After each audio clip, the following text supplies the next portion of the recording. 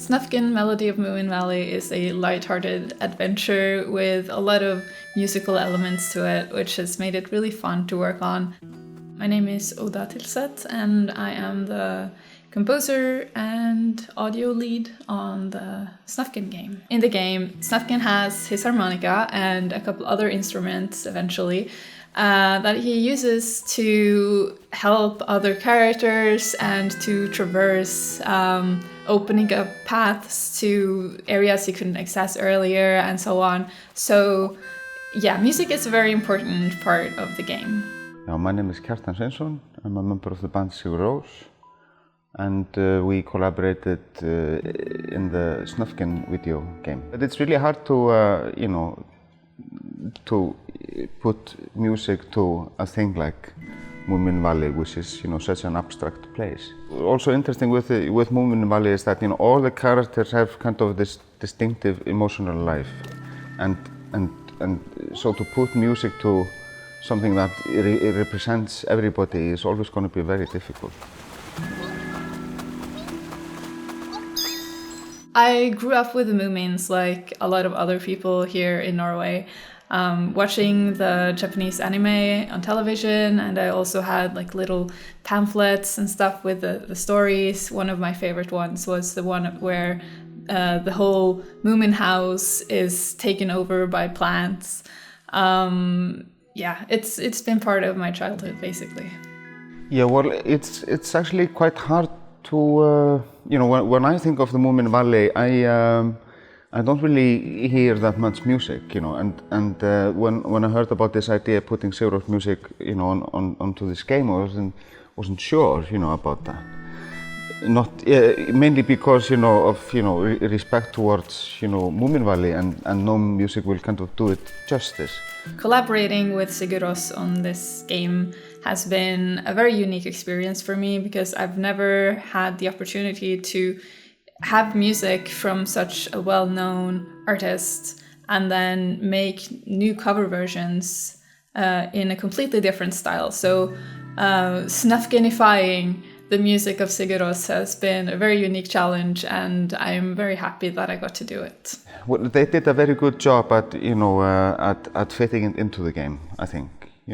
Although I could never have done it like they did it, but when you get a request to be a part of a Snufkin game, it's just a no-brainer.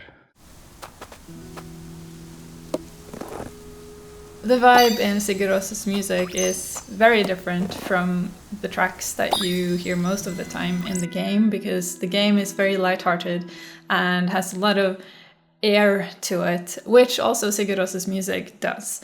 But Sigur Rós's music is a lot more melancholic, which we feel fits the game, but it's a lot darker sounding. So that's been a very interesting challenge to work with these tracks and get that mix between the two. And I think the result is very fitting for the game. When I composed the music, I knew that we wanted the music to be quite open and spacious. I've been kind of inspired by all the air in the music in Breath of the Wild.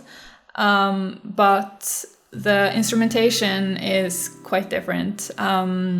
There's a lot of pauses, so I have, for example, used kind of unusual time signatures to allow an extra beat at the end of every sentence, so to speak, in the music to make it feel like there's a bit more ebb and flow to the music than just going straight on the beats, because I feel like that allows more of the ambient sounds and nature to come into the music, which is what we wanted.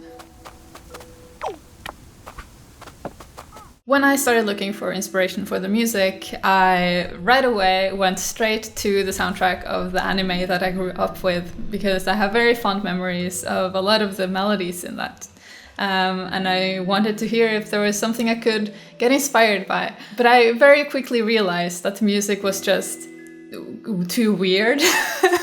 So I have been inspired by a melody line every here and there, just for my own sake, that it feels nice. But other than that, I figured this was not the place to get inspiration from, because there's It's too weird. It's wonderful, and I definitely recommend you look it up. There's a lot of music on YouTube, but it's kind of strange.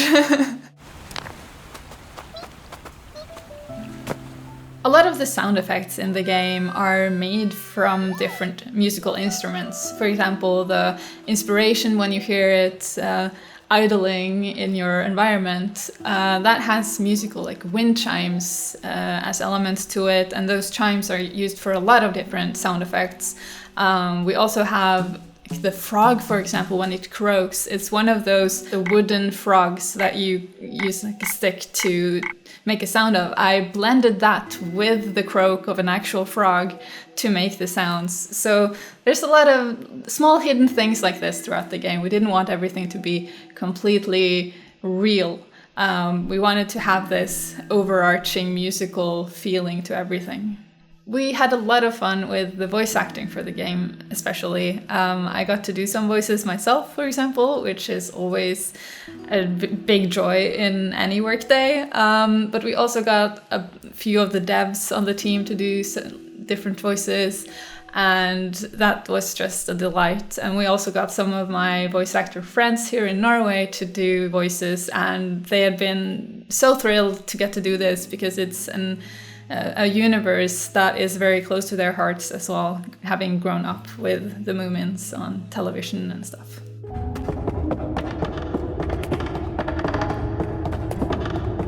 Some of the characters in the game have their own melodies. For example, Little Mai, whenever she's around and you follow her, there is a specific theme whenever Moomin and Snufkin has a moment of some kind between the two of them.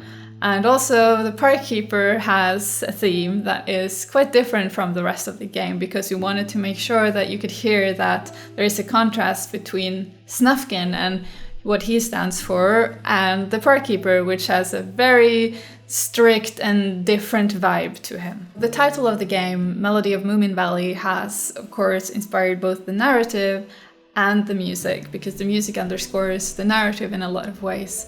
So when you first enter Moominvalley, you can hear that the music is kind of sparse, it sounds a bit weird, something's clearly off, but as you progress throughout the game and Snufkin is helping characters and is getting closer to the end of the game, you can hear that the music is fleshing out a little bit more, and the general vibe of the music is becoming more steady and not as ominous anymore. I mean, what I really love about Moominvalley and the characters are, it's so non-biased, you know. I mean, there's no good and evil, really. I mean, there are loads of, there are conflicts and there are emotions, but there's no right or wrong, and I really love that. And I think it's so important for children and adults, you know, to experience this, you know, world this world where anything goes, you know, kind of, and you can be whatever you want. Yeah, really nice world to be in, I think. Everyone on the team are looking forward to release and seeing players enjoy what we've created here. So make sure to wishlist the game on Steam and hope you enjoy it when it comes out.